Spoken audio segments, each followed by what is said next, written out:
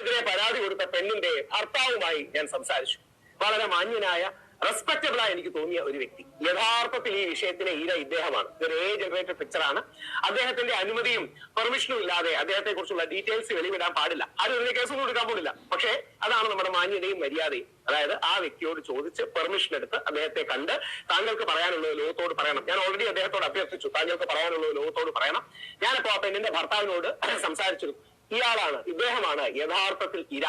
അതായത് ഈ പെണ്ണ് സ്വന്തം ഭർത്താവിനെ വഞ്ചിച്ചു, കാമുവിനെ പറ്റിച്ചു. എന്നിട്ട് അവസാനം അയാൾക്ക് പണി കൊടുക്കാനായി ഇപ്പൊ മുഖ്യമന്ത്രിയെ കണ്ടു. എന്നൊരു പേര് അതിജീവിതയും.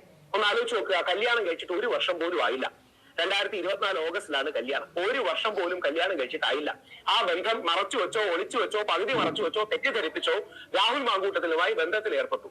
എന്നിട്ട് പ്രഗ്നന്റ് ആകുകയും അതിനുശേഷം ബ്രേക്കപ്പ് ആകുകയും പ്രശ്നങ്ങളാകുകയും ചെയ്യും. എന്നിട്ട് അത് മാധ്യമങ്ങളിലൂടെ അടക്കം ഈ വ്യക്തിയോ ഈ വ്യക്തിയുടെ കൂട്ടാളികളോ ചേർന്ന് എന്താ പറയുന്നത് മീഡിയയിൽ അടക്കമുള്ള കാര്യങ്ങൾ എത്തിച്ചു. ഡിവോഴ്സ് ചെയ്തിട്ടില്ല, ഇപ്പോഴും ഡിവോഴ്സ് ചെയ്തിട്ടില്ല. അവർ ഭാര്യ ഭർത്താക്കന്മാരാണ്. അതൊക്കെ അവരുടെ വ്യക്തിപരമായ കാര്യമാണ്. പരസ്പരം ബ്രേക്കപ്പ് ആവുന്നതിലൊന്നും നമുക്ക് ഇടപെടാൻ പറ്റില്ല.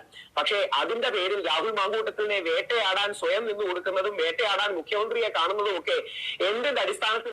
ഇപ്പോൾ നമ്മൾ സോഷ്യൽ മീഡിയ നോക്കിക്കഴിഞ്ഞാൽ 2 രാഹുൽമാരാണ് ഭയങ്കരമായിട്ടുണ്ട് ഈ സോഷ്യൽ മീഡിയ. അതോടെ തന്നെ ഉണ്ട് ഈ TV നമുക്ക് അധികം കാണാൻ സാധിക്കുന്നത്. ഒന്ന് രാഹുൽ മാങ്കൂട്ടത്തിലും അതോടെ തന്നെ ഒന്ന് രാഹുൽ ഈശ്വരും കൂടാണ്. ഇപ്പോൾ രാഹുൽ ഈശ്വരാണ് 2 ദിവസമായിട്ട് ഭയങ്കരമായിട്ട് രാഹുൽ മാങ്കൂട്ടത്തെക്കാട്ടിയും ഭയങ്കര ഫേമസ് ആയിക്കൊണ്ടേയിരിക്കുന്നത്.